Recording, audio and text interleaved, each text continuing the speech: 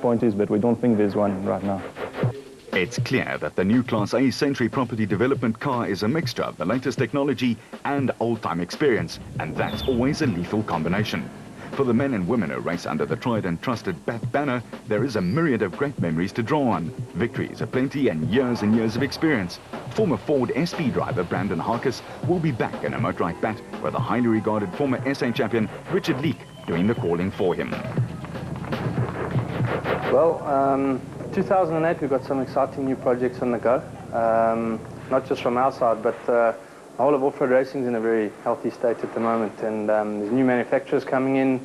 There's a new class coming in with allowance for V6. As you know, there was a V8s and V6s used to be together, and now we split the class, so we're looking forward to that. I really think that the V6 class is going to take off. Probably by the end of next year, I imagine there's probably going to be about 20 cars in that class.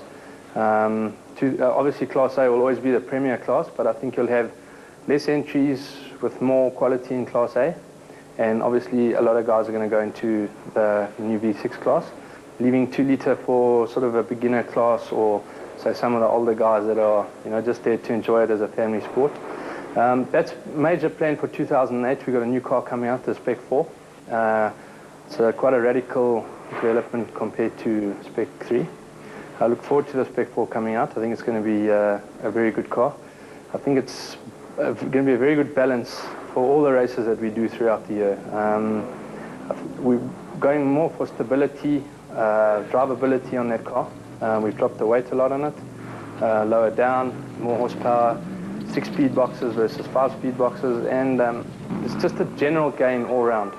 In off-road you don't find massive gains, but you'd find half a second at a time, and that's what we've been after for the last 4 or 5 years, and that's proved itself. We won 7 championships in 5 years. We've only lost 1 championship, which was 2004, and it's right now BAT's riding the crest of a wave. Who knows? There are other manufacturers coming in. Let's see what they've got. We've been through that. The reliability problems. First you've got to build a car, then you've got to bring it to the race, then you've got to finish, and then you can win. So, it's such a tough sport, off-road racing. It's also a challenging sport. You're in the car from 8 till 4 in the afternoon sometimes. And we just think that, off-road's in a great state. We're probably going to have over 40 specials for the year. BAT Racing on its own has produced more than 30 cars. So, the whole sport in general is on the up, including the manufacturers. Their numbers have increased. In fact, they've doubled since they first started the SP class. So it's all systems go for 2008. The Spec 3 car is advanced, but made for slightly smaller men. The Spec 3 was designed around, basically Motor Auto spearheaded the BAT brand for the last 3 years. The car was built around, obviously, a couple of my ideas, a couple of their ideas. And the one major problem that we found with the Spec 3 is that, the tall customers can't fit in the car. They were obviously designed around Evan and Alfie, and they, not the tallest guys in the world. So we found a problem that, a lot of our customers are big guys, and we couldn't fit them in the car. So that led us to redesigning the car, more comfort. We also went for a dual chassis that can be used along the Dakar lines. It can fit 400 litres of fuel, whereas the Spec 3 we were very limited on fuel and size of the driver. So that was a major inspiration for building a Spec 4, and obviously, every evolution has always come out in just a gradual bit better. Like I say, there's no major jumps, but we're looking forward to a new car.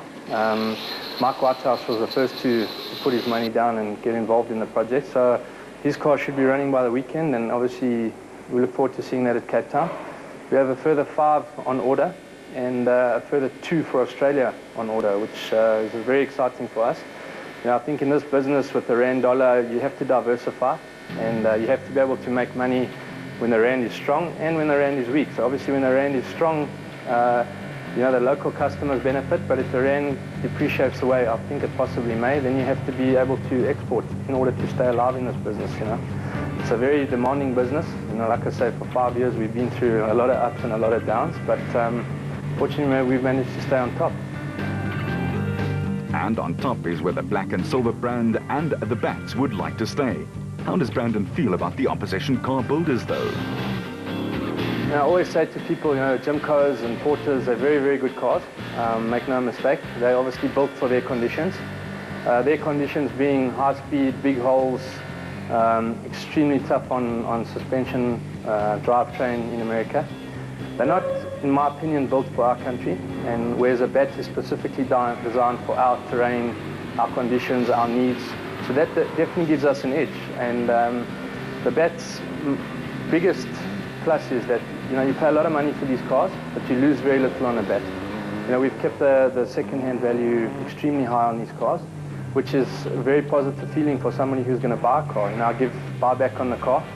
So we're probably the only company in the world that will give you a buyback on a racing car, which is nice for a customer to know. If he's going to pay X amount for a car, he's only going to lose X amount on the car. So that gives them a lot of confidence going into the deal.